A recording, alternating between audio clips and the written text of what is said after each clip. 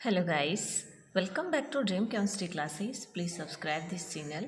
देखिए, आज के इस वीडियो लेक्चर में हम बात करेंगे क्लास 6-7 परवा है मैथ्स जो वर्कबुक है उसका जो फर्स्ट बेसलाइन OCR आधारित जो इवैल्यूएशन है उसका पार्ट फर्स्ट। तो देखिए, इसके अंदर सबसे फर्स्ट जो क्वेश्चन है अपना वो है which number is 200 greater than 4874। तो इसका आंसर देखिए ये हो जाएगा। ओके, 5074। नेक्स्ट क्वेश्चन नंबर 2 है how will 2007 will be written in numbers. तो इसका आंसर ये हो जाता है। ठीक है, 2007 को इस तरह से right. Question number 3. Which of the following option represent 9740 in words? तो ये अपना आंसर हो जाता है 9740। Question number 4. Mach number of expanded form given below. तो देखिए, जो गिवन ये इसकी एक्सपेंडेड फॉर्म इसको किस तरह से लिखा जाता है। तो सबसे पहले हम यूनिट डिजिट से स्टार्ट करते हैं। यूनिट डिजिट इसमें 9 है, फिर टेंस की जगह 2 है और 100 की जगह 0, 1000 की जगह 3। तो इस तरह से हम इनको लिखेंगे तो ये हो जाता है अपना 83,029।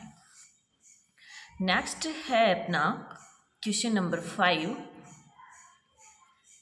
518 डिवाइड बाई 4।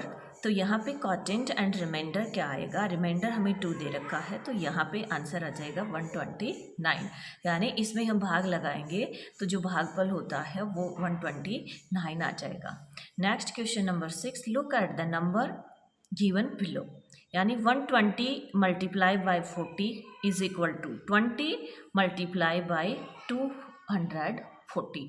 यानी ये दोनों इक्वल आने चाहिए यहाँ पे। तो जब हम 20 से मल्टीप्लाई करते हैं तो यहाँ पे आ जाएगा अपना ये right answer.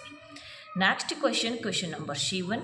Which of the following can be the value of point P on the number line given below. ये P है, इसके जो क्या वैल्यू होगी। तो यहाँ पे हम देख रहे हैं, देखो सबसे पहले 0 1 2।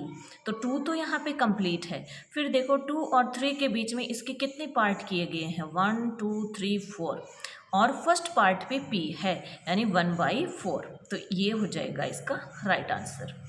What will be the quotient and remainder when 747 is divided by 4? तो अपना आंसर हो जाता है ये। Okay, next है question number 9। Which of the following will be the largest fraction. Largest fraction कौन सी है। तो यहाँ पे देखिए सबके अंदर नीचे क्या लिखा हुआ है 6 लिखा हुआ है। जब नीचे सबके अंदर सेम लिखा हुआ होता है तो ऊपर जो सबसे लार्जेस्ट नंबर होता है वही लार्जेस्ट फ्रैक्शन होती है। ये हमें ध्यान रखना है। तो ये 6/6 क्या हो जाती है लार्जेस्ट फ्रैक्शन। इसी तरह से क्वेश्चन नंबर 10 जो है वो है विच of the following will be the smallest fraction. और स्मॉलेस्ट फ्रैक्शन का रूल होता है कि जब नीचे सबके सेम लिखा हुआ है तो ऊपर जो स्मॉलेस्ट नंबर है वो क्या हो जाएगी स्मॉलेस्ट फ्रैक्शन भी हो जाएगी। Next question, which of the following figure has 0 corner and 0 aces. तो ये हो जाता है सर्कल। सर्कल के अंदर ना कोई कॉर्नर है ना कोई ऐसे। Question number 12. If in a family of 18 people, 9 people eat mangoes and the rest do not, how many people in the family do not eat mango? तो देखिए 18 में से 9 ने मैंगो खाए तो कितने ने नहीं खाए 9 ने नहीं खाए।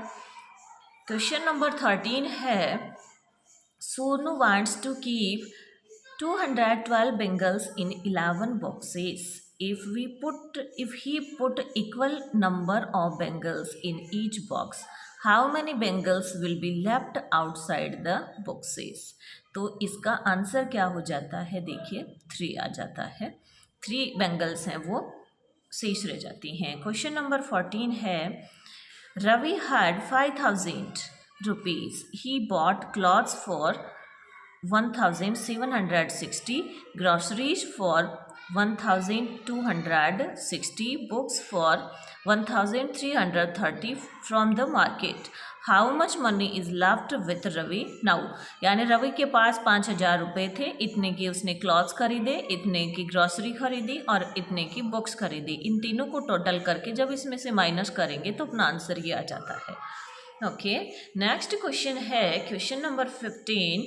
शाना has 1,000 rupees. She buy 2 books. The cost of each book is 125 rupees. She spends Rs 450 to buy a shirt for her father. How much money is left with Sana now?